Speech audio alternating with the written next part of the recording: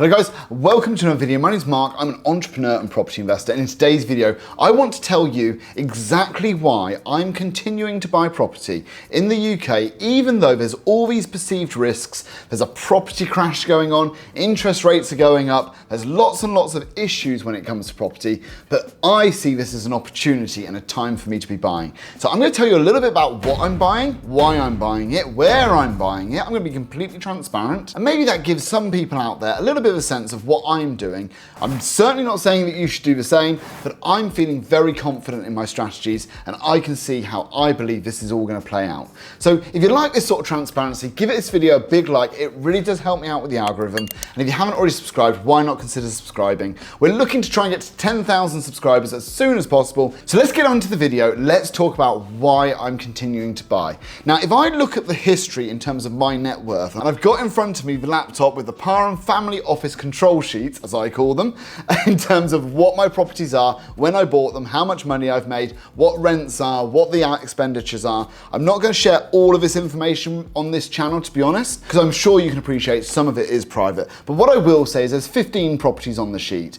And the main thing that I would say is all of those are in the black when it comes to when I bought it, what it's worth today, and in terms of the rent versus the outgoings. Now, some of them are not that much in the black anymore because mortgage rates have gone up and rents have taken a little bit of time to catch up, but they are all in the black. And when I look at drivers for wealth for me, there's been two main things. Number one is my businesses, and in particular my main business, which I've spent the last 10 years really growing, and we've taken it from hundreds of thousands of pounds of turnover to millions to this year I'm hoping it'll be tens of millions. So that is a main driver of wealth for me. But the money I've made in that and the money that I've made from my salary and my jobs and things that I've done before that, bear in mind I bought my first property 15 years ago at this point, and when I look at my sheet, properties come in a clear second as a driver for wealth. So I know that over the long run, it served me well. It's something that I know a lot about, that I have a lot of confidence in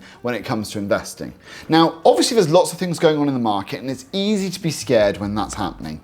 House prices have gone down on average by about 5% over the last year or so. Now, if you compare that with other times in history, it's not a huge crash. However, I think we're missing one main point with that statistic, and that is inflation's been running at 10% or more for 18 months or so.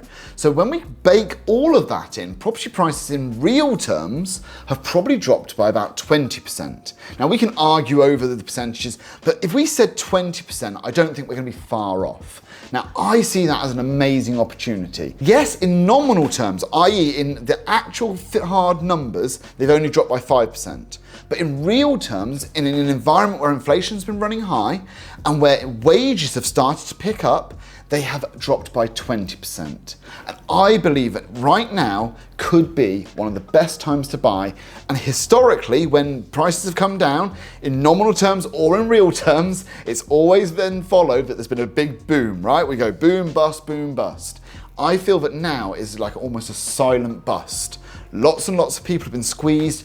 Prices have come down in nominal terms a little bit, but in real terms, an awful lot. And I think right now might be an excellent opportunity. Now, what am I buying? Where am I buying? Now, I'm currently buying around the Midlands, Northamptonshire. I'm also buying up in Sheffield. So I've just secured in the last 3 or 4 weeks a property up in Sheffield. That's now going through, so that's a really, really good opportunity for me. About 6 months ago, I secured another property up in Sheffield. That was rented out for about £1,000 a month for a 3-bed, and we bought it for 120,000, I think it was, about 5-10 grand's worth of work on it. So that again, really, really good return. Yes, the mortgage is about £550 a month, but there's still a good profit in it at £1,000 a month rent. Rents have gone up. It's meant that there's still a margin. So I think right now, if property prices are where they are and rents are where they are, and we see the Bank of England pivot or make a move to bring interest rates down, we could be in for one of the biggest booms. Yes, we could be in for one of the biggest booms in property prices that we've seen in recent years. And I think really the story that everybody's missed is the real terms drop in property prices. Yes, nominally only down 5%, but real terms down 20%. And in 2008, we didn't have the same scenario, right? Yes, property prices on average dropped by about 25, 30%, something like that. However, that was all nominal and real terms. Right now, we've had a similar crash in real terms. And it's really important that when these sort of things and these sort of events happen, that you're on the right side of that transaction. So if that debt that you have is now worth less, so let's say, for example, you've borrowed £100,000 and inflation's run at 10% for 2 years, and I know it isn't quite that, but it makes my maths very, very easy, then we may have dropped down to like £78,000 in terms of what you owe in real terms, if you were comparing it back to 2020. However, nominally, the debt is still £100,000. It's just that money became worth less. At the same time, that property may have dropped by 5%, but in real terms, it's dropped a significant amount. And I think buying right now, at this point in that cycle, where in real terms, property prices have dropped by a massive amount, I could be teeing myself up for some very big wins in the future. Now, I know there's gonna be lots of people out there that disagree with me. I've got a portfolio that stretches back 15 years. I'm very well insulated. I've got less than 50% LTV. You know, I can take a bit more risk today, buy a few more properties and afford for them to drop nominally as well as in real terms over the next 12 months. Of course I can. But I think by buying in areas where the average property price is significantly below the national average. So, you know, for me, an area that I know very, very well is Sheffield, because my business has bought lots of clients and I have bought lots myself up there. I think I've got 4 in Sheffield at the moment. So I've got a few properties in that area. As a business, I think we've got about 25, 30. So we know the area very, very well. It just gives me that bit of an unfair advantage. And I think that there's a lot of opportunity for those property prices to rise. Guys, sorry to interrupt this video, but I wanted to give you this information and I promise it'll be no more than 15 seconds. If you want to have a free one-to-one consultation with me, a quick chat about anything at all you need to do is click the link in the description.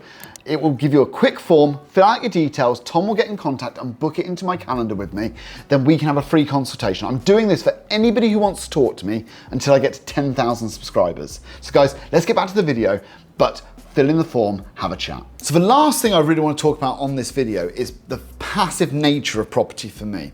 Now, because I've got all my systems set up, I've got my solicitors, I've got my accountants, I've got obviously legacy that I work with that find, source, renovate, manage the properties, it's very, very passive for me. So if I can buy a property where maybe the rent is maybe £1,000 a month, like with the Sheffield property, the mortgage is 500, maybe there's 100 in management, 100 on bills and all the ancillary costs in maintenance and all that sort of stuff, there's still a good £300 to £400 a month profit in that for me, and I'm having to do very, very little. So when I look at a return on investment, maybe I put 30 grand into that, I'm getting back about £4,000 a year. I've got a good 11, 12% cash on cash return on investment, as well as any capital appreciation. So I'm not just banking on the capital appreciation, although I do believe that right now is a great time to buy. I'm also buying for cash flow today. And I think whatever you do, if you're going to go out and buy investment properties today, bearing in mind the market, you need to be getting some decent cash flow.